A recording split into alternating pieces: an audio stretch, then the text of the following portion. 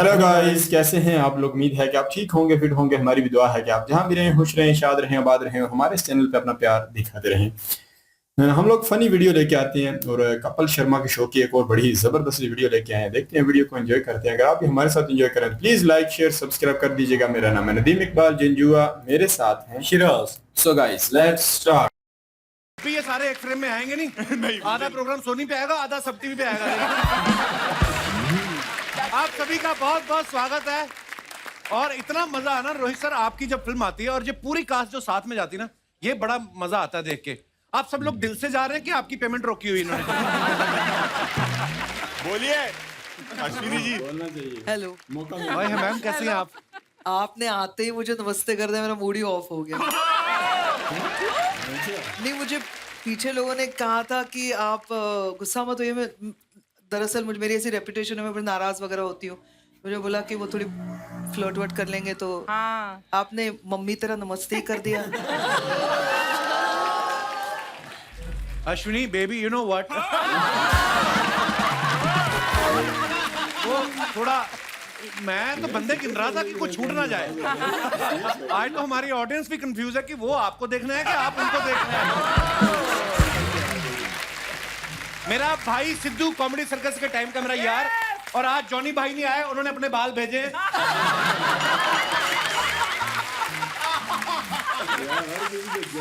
तो आपको जहां जहां जगह मिल रही है आप लोग प्लीज विराजमान हो जाइए। मैं आप सबको बताना चाहता हूं कि ये एपिसोड सब मेहमानों के साथ हम कल भी शूट कर सकते थे, लेकिन हमारे पास सोफा का अरेंजमेंट नहीं था। तो हमारे बगल में बच्चन साहब का केबीसी का सेट लगा हुआ है, हमने वहां से मंगवाए। आज बच्चन साहब खड़े होकर शूट कर रहे हैं। सुलभा जी, आप पहली बार हमारे शो पे आई हैं, बहुत बहुत धन्यवाद, आप आई हैं। बहुत बहुत खुशी है मुझे इस बात की कि मैं आई हूँ यहाँ पे, क्योंकि मैं देखती हूँ आपका शो। शुक्रिया शुक्रिया सुलभा जी, इतनी जल्दी बोल रही है। आगे भी जाना कहीं पर? मैं आप लोगों को बता दूं, आप में से बहुत सारे शायद पैदा भी नहीं हुए होंगे। अभी जैसे कपिल का शो इतना पॉपुलर है, कॉमेडी शो, ऐसे 80s में डीडी पे एक शो आता था, ये जो है जिंदगी, क्या जो कि बहुत पॉपुलर था। उस बात को आज 40 साल होने हैं और उसके जो दो मेन किरदार थे वो सुलभा जी और टीकू जी सर। पहले गवर्नमेंट ने सुलभा जी से पूछा था कि आप एक्टिंग करेंगी तो हम टेलीविजन लाएं। टेलीविजन बाद में आया एक्चुअली। और सुलभा जी ने 100 से ज्यादा तकरीबन फिल्में कर चुकी हैं और बहुत एक्सपीरियंस आर्टिस्ट हैं।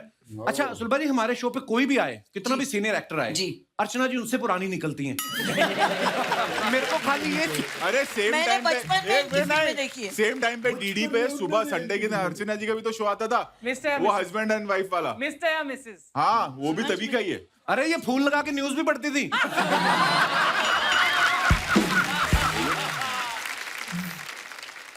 सुलभा जी, आपको देखा, आप इतनी कमाल की एक्टर हैं, पर शुरुआत आपसे कर रहे हैं क्योंकि आपके ना बड़े टेंशन वाले रोल बड़े किए हैं आपने। मैंने उदास बड़ा रही है। ये जो है जिंदगी तो बड़ा मजेदार था। ज्यादातर फिल्म में मैंने देखा है इनके ना बेटे को नौकरी नहीं मिल रही,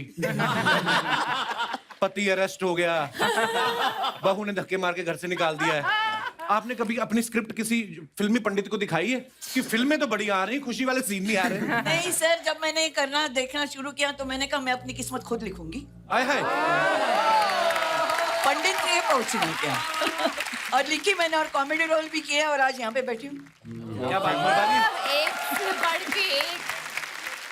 बट सुलभा जी, आप बहुत लकी हैं कि आपको दोनों किस्म के रोल्स में लोगों ने पसंद किया है। जी। हम लोगों को तो बिल्कुल टाइप कास्ट कर दिया कि ये सिर्फ कॉमेडी ही कर सकते हैं। क्यों नहीं? आपको वो रोल तो मिला था डाकू मोहर सिंह का, आपने मना कर दिया। ये भी किसी किसी को ब्लेसिंग होती है सुलभा जी, बैठे बैठे। पर रोहित सर, टीकू सर, क्या बात है, उन्होंने कास्टिंग जो आपने की ना, बड़े लकी हैं। आपको पता है ये इकलौते ऐसे शख्स हैं जिनको बैक टू बैक वो अवार्ड मिला है कपिल शर्मा शो में आने का। अभी पिछले ये तो है, सेकंड टाइम अभी पिछले हफ्ते असरानी साहब के साथ आए थे। अच्छा, तो उन्होंने तो किसी को बोलने नहीं दिया, हमें भी नहीं बोलने दिया। तो आज आप सर्कस की प्रमोशन के लिए आए हैं या पिछले जो आपके सवाल रह गए थे उनका जवाब देने आए? सर्कस के लिए ही आया हूँ। How sweet. Tiku sir, Archana ji, do you know Tiku ji is a biker? Bike को He's a Yes, bike. हमने फोटोग्राफ इनफैक्ट अभी भी ये बाइक लेके अपने दोस्तों के साथ गोवा गए हुए थे। हमने फोन किया कि आना है तो फ्लाइट पकड़ के आए, 4 बजे की फ्लाइट से फिर जा रहे हैं ताकि आगे अपनी जर्नी कंटिन्यू करें। What a dude! So sweet. ये शौक कब से हुआ टीकू? जब से पीछे कोई बैठने वाला मिल गया तब से।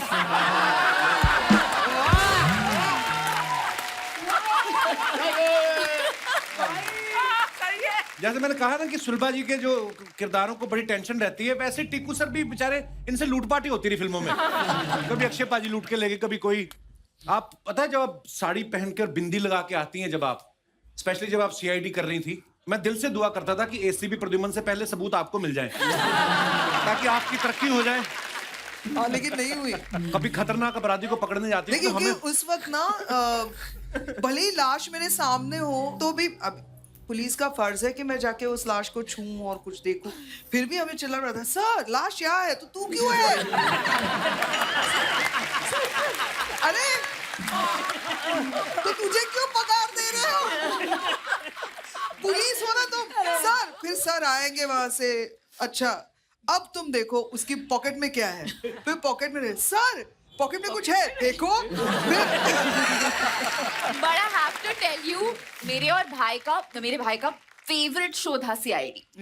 We have seen it so much कि हम दोनों ने अपना खुद का एक एजेंसी चालू किया था। It was the Hegde agency, और हम छोटे मोटे क्राइम सॉल्व करते थे। मतलब बिल्डिंग में साइकिल का हवा किसने निकाला, बट और बेस्ट था जब when Daya used to break the door and enter. एक It was a joy. इसी बात पे बाय मिस्टेक, मुझे पता नहीं था, सांता क्रूज करके मुंबई में जो जगह है वहां पे सामने एक वन वे है गली अच्छा में। जी। मुझे पता नहीं था, मैं गाड़ी चला रही थी और मैं वन वे में घुस गई तो रोका गया, तो मैंने बोला सॉरी। तो बिल्डिंग एक्चुअली वो राइट हैंड साइड पे थी, तो उन्होंने बोला कोई बात नहीं, आप यहाँ पे नहीं जा सकते, आपको ऐसे जाना पड़ेगा। तो उन्होंने मुझे देखा और उन्होंने बोला कि आप सीआईडी करती हैं, ये वो। अरे ओळख लो मराठी में कहाँ पहचाना, छूट गया। सो उन्होंने बोला एक बात, दर्द, पुलिस साहब का दर्द। उन्होंने मुझे बोला मैं आपको एक बात बताना चाहता हूँ जो आप प्लीज अपनी क्रिएटिव टीम या डायरेक्टर साहब को बोलिए, दया जो दरवाजा तोड़ता है ना वो इतना आसान नहीं है, कितनी फाउंडेशन लगती है। सही बात है, सही बात। तो मैंने कहा हाँ मैं बोलूंगी, नहीं ये बोलना जरूरी है, लोगों को लगता है इतना आसान है पुलिस का।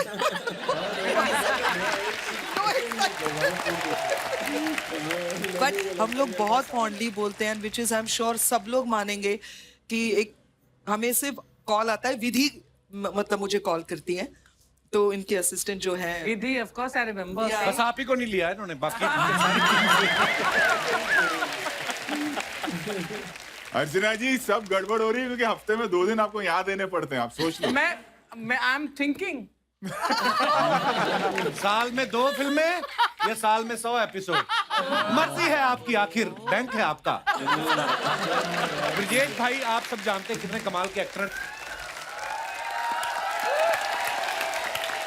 गोलमाल में जो उन्होंने सांप पे एक्शन किया है, उसके बाद इस फिल्म में भी सांप को लेके कुछ कर रहे हैं। आप कैरेक्टर पकड़ने में ही एक्सपर्ट है या सांप वगैरह पकड़ लेते हैं?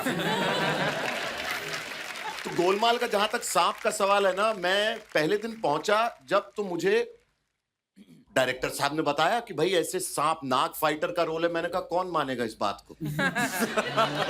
क्यों हंसेंगे लोग। तो रातों रात मुझे दौड़ाया गया पालोलेम मार्केट में नागिन, नगीना, निगाहें, Michael Jackson, snake in the monkey shadow, जितनी सांप वाली फिल्में थी सारी डीवीडियां लाई गई। अच्छा जी। रात भर मैंने देख के चाट मारी डीवीडियां और अगले दिन सुबह एक्टिंग की। अब उसके बाद जहां तक सांप का सवाल है, ये जाने ही नहीं देना चाह रहे, मैं क्या करूं। कभी कभार ना नागपंचमी के दिन घर पे मुझे दूध पिला देते हैं।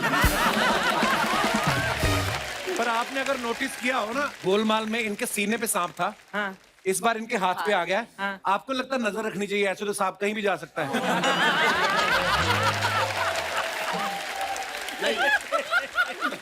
देखिए मैं आपको साफ बता देना चाह रहा हूँ। वो सांप का हुआ ये कि पहले दिन की शूटिंग आधे दिन की खत्म हुई, फिर किसी ने सेट पे कहा अरे काम करते ना, इसको नाग बना ही देते। मैंने कहा नाग बना ही देते मतलब क्या। मुझे लिटाया गया, बाकी सब लोग लंच कर रहे हैं। पहले एक मेकअप मैन आया, पेट पे नाग बना, यहां से यहां तक का नाग बना। फिर बदन पे अलग अलग नाक बनने लगे। भाई साहब मुझ पर, मैं बता रहा हूँ, 4 से 5 घंटे एक्सपेरिमेंट हुआ है। ठीक है, सच्ची बता रहा हूँ कि इसको सांप कैसे बनाए, ये तो नेवला दिखता है।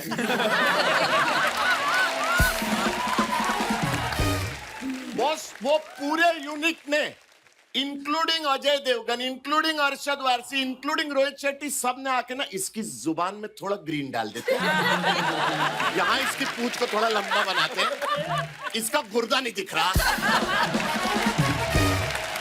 हमारे विजय भाई यहाँ पे बैठे हुए हैं। विजय भाई बहुत बहुत स्वागत है आपका। बहुत ही कमाल के एक्टर हैं और बहुत सारी मराठी फिल्में जो उन्होंने डायरेक्ट भी की हैं। आपने देखा होगा गोलमाल में ये हवलदार थे, सिम्बा में हवलदार थे, सिंघम में हवलदार थे। आपको पता है विजय भाई, जितने टाइम में गोलमाल और सिम्बा आई, असली हवलदार जो होता है ना, इतनी देर में इंस्पेक्टर बन जाता है। आपने कभी रोहित सर ने कहा नहीं मेरा प्रमोशन करो, या आपने अपनी खुद की वर्दी सिलवा रखी हवलदार की? मैं सिलवाने की बात छोड़ो, मैं तो पेंट करने की मैं सोच रहा हूँ। पेंट करवाने की? खाकी पेंट, कपड़ा निकालता और हवलदार रेडी है। एक फिल्म में मेरा नाम भी था, क्या कुल है, मैंने किया था, तो इंस्पेक्टर हवलदार ऐसे नाम था। लेकिन क्या रोहित भाई क्या हवलदार हो या कोई कैरेक्टर हो, रोहित शेट्टी के फिल्म में काम करना मतलब ये गरूर है, it's a proud. That's true, that's true, that's true. बहुत प्यार से बुलाते हैं, प्यार से रखते हैं, प्यार से, मैं वर्ड टू वर्ड बोल रहा हूँ, मैं इतना ख्याल रखते हैं। भाई रोना नहीं।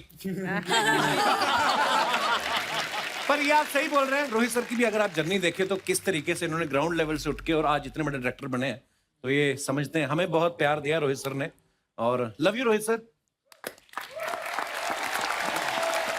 यकीन करो, कपिल शर्मा का जो शो है, इसे देखकर बड़ा ही अच्छा लगता है। हर बंदे के हिसाब से जोक मारना, अर्चना जी के ऊपर उनके हिसाब से जोक मारना, और जो बंदे आए हैं सबका नाम लेकर बात करना है, फिर उसके ऊपर उन्हें एक जोक भी मारना है।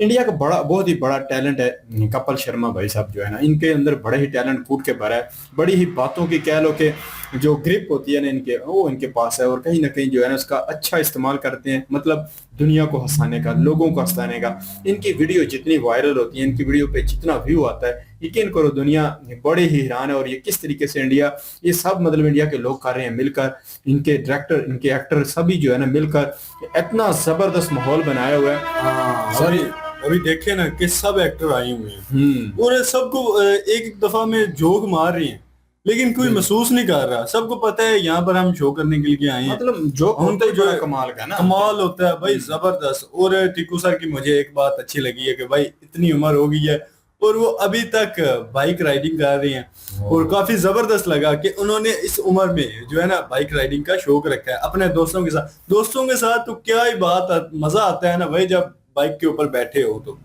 हादसे भी बहुत होते हैं, नुकसान भी काफी ज्यादा, एक्सीडेंट होते हैं, तो इससे भी थोड़ी जी एहतियात करनी चाहिए, ख्याल रखना चाहिए हमें। वो जो है ना सर क्या है कि वो अपनी लाइफ को अभी जो है ना एक पैसा कमा लिया, सब कुछ कर लिया, अभी लाइफ को एंजॉय करने वाला काम जो है ना, मेरा ख्याल है वो जिंदगी की फास्ट जो इतनी तेज जिंदगी है उसमें मेरा ख्याल है ये चीज उन्हें रह गई थी, तो इसलिए उन्होंने इस एज में भी आके इसका अनुभव करने की कोशिश की है। ये भी एक अच्छी चीज है, होना चाहिए कहीं ना कहीं जिंदगी के हर स्टेप को ना देखना चाहिए। अभी इन्होंने फिल्मों में ऐसी लाइफ जी है, फन वाला इन्होंने किरदार अदा किया है कि बड़े फनी और जबरदस्त रोल इन्हें लेकर लोगों को हंसाने का जो इन्होंने काम किया, बड़ा ही लोग अप्रिशिएट करते हैं ऐसे कैरेक्टर को।